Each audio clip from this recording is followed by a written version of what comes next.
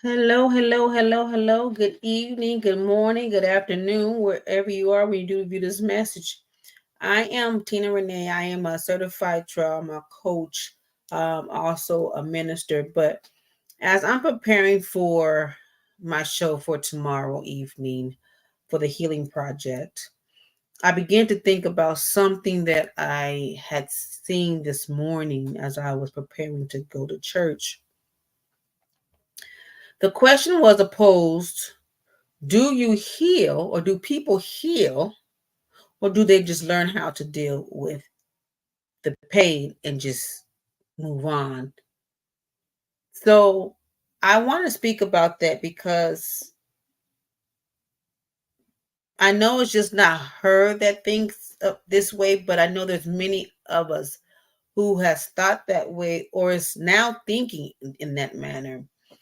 I want to address this. And when I used to go into the community and I used to work with the at-risk youth that were in the community that were going through situations that were now entering into the court system, I would take these children and I would talk with them and I would mentor them and things of that nature.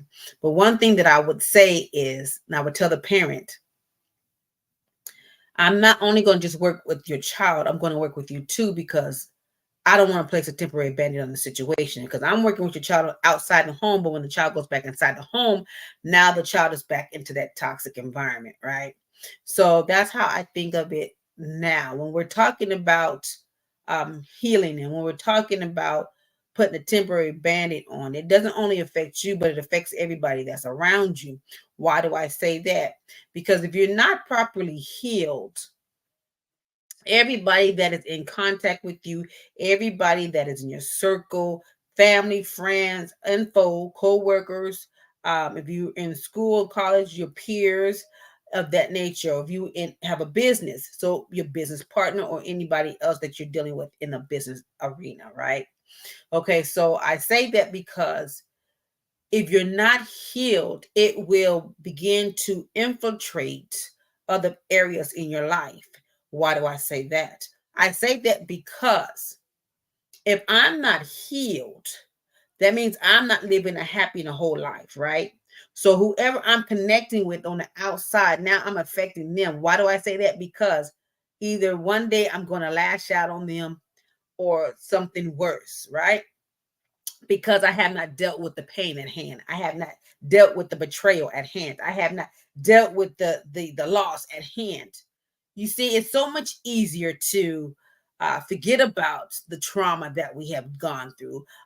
It's so much easier to not worry about the divorce we're going through. It's so much easier not to focus on the rape or the molestation that you endured. It's so much easier not to focus on these things, right? Because we feel if we don't think about these things, that these things will not hurt us. If we don't think about these things, then we can go on with our life. If we don't think about these things, then it's gone. It's under the rug. I swept it under the rug, so no longer will it bother me. No longer will it bother or affect anybody else in my life or that's connected to me. Wrong. I say that because we can, no matter how hard we try to cover it up, no matter how hard we try to move through life, it's going to come back up. There's going to be a trigger that's going to trigger a certain emotion within you that's going to bring that hurt, that betrayal, that grief back up. Excuse me. If we don't deal with it, it's just like a volcano, baby. It is, you know how the volcano erupts in Hawaii when all the lava and everything starts bursting up and going all over the place. That's how your life will be. You will eventually explode, and you'll explode, and it won't be a good explosion. What explosion is? But what I'm saying is the people that is connected to you are the innocent bystanders, and they will get affected by your eruption. People that's connected to you will be affected by your explosion.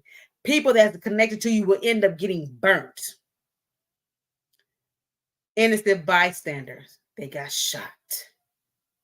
So they're being shot by your emotions. They're being shot by your hurt. They're being shot by your betrayal. They're being shot by the pain that you are feeling, the trauma that you're feeling. Why? Because you didn't heal. You didn't go through the steps. And like I said to the individual on today, I said, healing is like a 12 step. And I say that because when you're going through 12 step, you have a sponsor that you're connected to, right? Not only that, you continue to go to your meetings, even after you have gone through and you met your 12 steps, and now you received your little medallion. And so now you're going through these steps, and you're going through your weekly meetings, and you're staying connected with those individuals, and you're staying connected to your sponsor. When you feel like you're going to have a drink, or you need to have a drink, you call your sponsor. I need you. So that's just like healing. When you're going through your steps in healing, you need to be connected to with people that can pray for you, and help you come out of that funk, that help you come out of that dark tunnel. When you're connected to the people that will pray for you, baby, I'm telling you, it is so much easier. You can't continue to go through life and pretending like things are not hurting you. You can't continue to go through life and and act like things doesn't bother you, because why? It will eventually affect other areas in your life. Whether you're married, it affects your marriage. Whether you're in a relationship, it'll affect your relationship. Whether it's personal or a business relationship, it will affect. It affects your children. It affects your family. Why? Why do I say this? Because if you're not healed, I'm telling you, when you're not healed, you will affect people that is around you.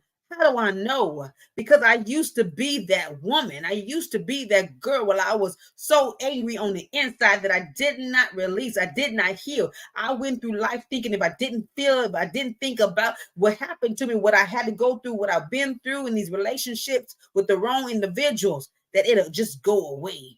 I was wrong, because why? It showed up in other areas in my life. It showed up when I was trying to be a mother to my children. It showed up when I was trying to be a business partner. It showed up in another relationship. And you hear people always saying, if you get out of one relationship, go get under another one. That was so wrong. That statement is so wrong in so many areas, in so many ways. Why? Because it's telling you, don't worry about healing. Go forth and get into another relationship. Baby, you got to stop. You got to focus. You have to look at yourself in the mirror. I wish I had my mirror right here, because I would show you, I would demonstrate to you that you have to sometimes step back and look at yourself in the mirror and identify who you are. And it's okay that you've gone through certain things. It's okay that you've gone through certain pain. It's okay. Don't be ashamed that you've gone through these certain things, or you used to be a certain way. Why? Because once you become a child of God, God washes you, He cleans you, He purifies you. So you're no longer who you used to be, or what you used to be, or what you've been through. What you've been through is not your past, it's not your future, it's your past. So sometimes people give you a mistaken identity. And I say that, I was in church on today, and as the bishop was beginning to speak and to talk, the Holy Spirit put into my spirit mistaken identity. So many of us have been mistaken. Our identity has been mistaken. Why? Because they identify with who you used to be. They identify of what you've been through. They identify you by that tag, right? No. When you ask Christ to come into your life and you are whole and you are a new creature, you are a new individual. So when somebody refers to you as your past, you let them know, no, that's the old person, mistaken identity. And so when you go through your healing process, and when you come out on the other side, and you're healing, and you heal, and you continue to heal, because healing is an everyday process. Healing, you have to go through every day. Every day is a new step. Every day is a new way. Every day is a new move. Every day you're going to do something different to get to that healing that God has promised you. So we cannot continue to go through life thinking that if I don't think about what it is that I lost, if I don't think about what it is that I've been through, the hurt, the pain, the betrayal, that it'll just go away. I want to sweep it under the rug. I don't want to think about it. Lord, I don't want to hear about it. Lord, I don't want to talk about it. Lord, I don't want to see it. Lord, I don't even want to see the person that hurt me, or offended me, or abandoned me. I don't want to see these people anymore. If I just don't see them, then it won't bother me. If I just don't see them, I can go on with life. I can be happy. No, you can't. It's going to be for so long you can fake the funk. For so long you can only wear that makeup or that mask on your face until the mask comes down off your face, until the makeup begins to run and the mascara begins to run and your lashes begin to fall off, and your expensive hair that you have is going to begin to get tangled and matted. Why? You can't hide for so long. You may think that you're fooling your neighbors, you're fooling your family, you're fooling your business partner, you're fooling people around you, but you're not fooling God. So when you begin to ask God to come in to heal you and to heal you wholly, so from the top of your head to the soles of your feet, and allow him to do just that. And don't pick it back up, and don't try to take the steering wheel back from the Lord and say, oh no, I got it. You're going too slow, Lord. I don't want to deal with it. You're going too slow. No. Because when we put our hands in things, it begins to mess up the things. But when we allow and we step back and put our hands back and allow God to work it out, and God will begin to work it out better than you can even think or ask. So it's very important to heal. I'm not saying that it's going to be easy. I'm not saying it's going to happen overnight, because nothing happens overnight. If you've been in a situation, in a trying situation for years, it's not going to happen overnight. You're not going to heal overnight. You're not going to be okay overnight. If you lost a baby, or you lost a child, that pain is not going to go away so long, right away. That pain is not going to go away tomorrow. It's something that you have to go through. You have to learn to give God whatever it is that you're dealing with, the hurt, the pain, the betrayal, the letdown. Give it to God and let God heal you. Because when God begins to heal you, it's a healing that no one can ever give you. It's a healing when you receive that healing, is peace. It is so peaceful when you are at that healing peak. How do I know? I used to be that girl. I used to be that girl. Oh, I used to be that girl. Yes, I used to be that girl. But when I released and I asked God to come in and I asked God to take it over, I don't want to deal with the pain. I was tired of crying. I was tired of shedding tears. I was tired of feeling empty, even though I was going through life pretending that I was okay. Even though I would have a smile on my face, people never knew I was going through or what I've been through. I had somebody tell me that I never thought, until I began to speak about my story. They said, I didn't think you went through anything. You hold it so well. It's a poker face for me, baby. But again, you never know what somebody's going through. So we have to be careful how we treat people.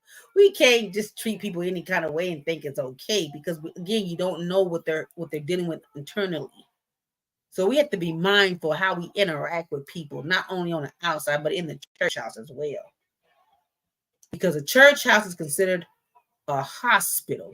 Sick people come to get healed. Sick people enter those doors seeking for healing and deliverance. So we have to be mindful how we interact with the people. We have to be mindful how we interact with God's children, with our sisters and brothers in Christ. So healing is important. It's hard. I'm not going to say that it's going to be peaches and cream. When you're going through your healing process, things begin to shed off of you, just like an onion. An onion has many layers, and you're peeling back one layer, another layer, and that layer, and that layer. But when God gets to the core, to the center of the onion, and he begins to work from the root, and he begins to sever the head of the root, to begin to cut the root so it can't come back. Now, when you get that healing from God, baby, that is the best healing that no money can buy. Money can't buy this. Only God can give this. So I pray that on today that I have shed some light. I gave some encouraging words to somebody that is going through, that is grieving a loss, that is dealing with a traumatic issue that they've been through or going through right now. Again, healing is, whew, it's precious. Healing is rare because there's so many people walking around today that are hurting. There's so many people walking in the church house that are hurting. They're not saying anything. There's so many people that you're working with and sitting next to at work that is hurting. They're not saying what it is that they're going through, but they're hurting. So healing is yours if you want it. All you have to do is open your mouth and ask God to come in. All you have to do is ask God, Lord, heal me from whatever it is that you're going through. Heal me from this rape. Heal me from this molestation. Heal me from this divorce. Heal me, Lord. I lost my child. Heal me, Lord. I lost my husband. I didn't think I was going to lose him. Heal me, Lord. I didn't think I was going to lose my wife. Heal me, Lord. Every prayer that you sent up and you don't think he heard you, he heard you. Every tear that you shed at night, you think nobody's seen you. God saw you. So again, healing is yours if you want it. So again, my name is Tina Rane, coming to you on this beautiful Sunday morning, afternoon, or evening, wherever you are when you view this message. Don't take it lightly that you came by and you saw this video, because it must have been for you. So y'all stay safe, stay blessed, and I will see y'all tomorrow. So tune in tomorrow at the Healing Project at 7 p.m. Pacific Standard Time. We're going to have a wonderful guest on. He's a relationship coach. His name is Daryl. He is an amazing individual. He's going to help us to process and to go through some things that we've been through in relationships that could have been avoided. He's going to show us how to get out of some of these pitfalls that we place ourselves in. He's going to speak on give you some tools and techniques and tools that you could put into your toolbox so you can hold it and use it at a later date. So on that note, tune in to the Healing Project tomorrow at 7 p.m. Pacific Standard Time. You can either catch us here live on YouTube on Coach Tina Rane, or you can catch us live on Facebook at Tina Rane. So it's TINARANE, Rane.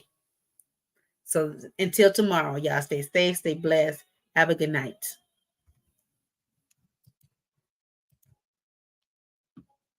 Be surrounded by your glory.